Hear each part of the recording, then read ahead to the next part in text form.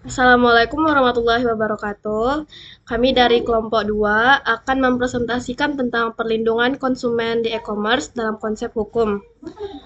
Yang akan kami presentasikan melewati aplikasi OBS Studio. Perkenalkan, saya Eliana Cintia Bella sebagai moderator, kemudian rekan saya Elsha, dan selanjutnya ada Ahmad, Meliza, kemudian ada Nertina dan Raihan. Masuk pada latar belakang, e-commerce membagi atau membuat kemudahan untuk konsumen, seperti kecepatan transaksi, kemudahan transaksi produk, efisiensi waktu. Tapi di balik kemudahan itu ada beberapa permasalahan yang bisa merugikan konsumen, seperti info produk yang tidak akurat, barang tidak sesuai dengan pesanan, juga adanya unsur penipuan. Kondisi ini membutuhkan perlindungan hukum agar konsumen bisa bertransaksi dengan aman dan juga damai. Selanjutnya akan dijelaskan oleh rekan saya. Baik, kemudian tentang pengertian perlindungan konsumen dalam e-commerce. Perlindungan konsumen diartikan sebagai upaya yang bertujuan memberikan rasa aman keadilan dan kepastian hukum yang mungkin merugikan konsumen akibat usahawan yang tidak bertanggung jawab. Di konteks e-commerce, perlindungan terhadap konsumen bukan hanya keamanan fisik dari produk yang dibeli, melainkan mencangkup baik informasinya yang benar, hak keamanan sistem transaksi, juga hak dalam penyelesaian jika terjadi sengketa. Selanjutnya akan dijelaskan oleh rekan kami. Selanjutnya itu ada rumusan masalah. Permasalahan perlindungan konsumen dalam e-commerce. Meskipun regulasi telah tersedia, dalam praktiknya masih terdapat berbagai kendala yang dihadapi, antara lain masih rendahnya pemahaman konsumen mengenai hak-haknya dalam bertransaksi elektronik. Selanjutnya, banyak pelaku usaha yang tidak transparan atau memberikan informasi yang tidak akurat. Yang kemudian sulitnya melakukan pelacakan terhadap pelaku usaha yang tidak jelas identitasnya, terutama dalam transaksi lintas negara. Yang terakhir, masih lemahnya pengawasan dan penegak hukum terhadap pelanggaran yang terjadi di ruang digital. Selanjutnya akan dijelaskan oleh rekan saya. Oke, di sini saya akan menjelaskan tentang dasar hukum perlindungan konsumen di Indonesia. Dalam hal ini telah diatur Perpu di antaranya 1. Undang-Undang Nomor 8 Tahun 1999 tentang Perlindungan Konsumen (UU-PK) yang mengatur hak konsumen dan kewajiban pelaku usaha. 2. Ada Undang-Undang Nomor 11 Tahun 2008 dari transaksi elektronik IT, perubahannya pada Undang-Undang Nomor 19 Tahun 2016 yang beri pengakuan hukum dan mengatur aspek keamanan sistem dan data dalam transaksi elektronik. Yang terakhir, nomor 3, Peraturan Pemerintahan PP Nomor 80 Tahun 2019 tentang perdagangan melalui sistem elektronik (PMSE) ialah mengatur tata cara dan kewajiban dalam menjalankan perdagangan serta memberi informasi yang jelas. Selanjutnya akan dijelaskan oleh rekan saya.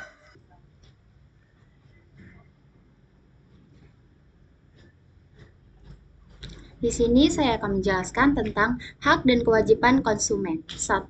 Hak konsumen mendapat informasi yang benar, memiliki dan memperoleh barang sesuai kebutuhan, dilayani secara jujur dan adil. 2. Kewajiban konsumen membayar sesuai harga, mengikuti ketentuan yang berlaku dan transaksi. Oke, selanjutnya ada tanggung jawab pelaku usaha e-commerce. Yang pertama, menyediakan informasi produk secara jelas dan jujur. Yang kedua, menjamin kualitas barang atau jasa. Yang ketiga, menyediakan layanan pengaduan. Dan yang keempat, tidak mencantumkan klausula baku yang merugikan. Bentuk perlindungan konsumen. Preventif, edukasi, pengawasan, sistem rating. Represif, penyelesaian sengketa, gugatan hukum, sanksi administratif. Litigasi, gugatan ke pengadilan. Non-litigasi melalui BPKSK, Badan Penyelesaian Sengketa Konsumen. Prinsip-prinsip perlindungan konsumen dalam e-commerce dari rumusan rumusan dan landasan atau dasar dari undang-undangan hukumnya. Contohnya, 1. Prinsip transaksi, informasi usahawan wajib memberi informasi yang benar, jelas dan spesifikasi, harga yang bagus dan pengiriman dan pengembalian. 2.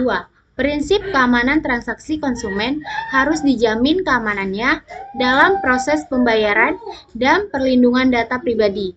3. Prinsip tanggung jawab pelaku usaha ditawarkan layanan memberikan ganti rugi jika produk tidak sesuai bagi konsumen. 4. Prinsip penyelesaian sengketa yang adil. Konsumen punya hak menyelesaikan sengketa melalui pengadilan lembaga penyelesaian sengketa atau ketentuan hukum yang diberi. Selanjutnya ada tantangan perlindungan konsumen digital. A. Transaksi lintas negara. B. Data pribadi yang bocor. C. Kurangnya literasi hukum digital. Dan D. Marketplace sebagai pihak ketiga. Kemudian, upaya penguatan hukum. A. Revisi regulasi sesuai perkembangan teknologi. B. Edukasi konsumen dan pelaku usaha. C. Penguatan peran pemerintah dan BPSK. Dan D. Kolaborasi dengan platform e-commerce.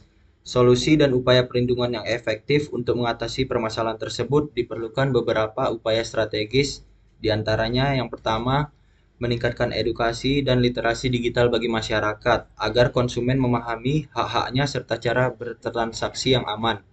Yang kedua, memperkuat pengawasan pemerintah terhadap pelaku usaha e-commerce baik dalam negeri maupun luar negeri. Yang ketiga, mendorong pelaku usaha untuk beretikat baik dan menerapkan standar keamanan transaksi yang memadai. Dan yang terakhir, mengembangkan mekanisme penyelesaian sengketa online yang cepat, murah, dan mudah diakses oleh konsumen. Studi kasus. Barang tidak sesuai deskripsi di marketplace, konsumen membeli HP tetapi yang dikirim malah boneka dan pengaduan tidak ditanggapi pelaku usaha. Analisis. Hal ini melanggar Undang-Undang Perlindungan Konsumen Pasal 8. Melanggar pelaku usaha melakukan praktik curang atau menyesatkan terkait mutu, ukuran, komposisi, informasi produk, dan iklan yang bisa merugikan atau menyesatkan konsumen. Dan konsumen berhak mengajukan tuntutan ganti rugi. Kesimpulannya, dapat kita simpulkan bahwa perlindungan hukum bagi konsumen dalam e-commerce ialah hal yang sangat penting untuk menjamin keadilan dan keamanan dalam transaksi elektronik. Peraturan yang ada harus sesuai dengan perkembangan teknologi.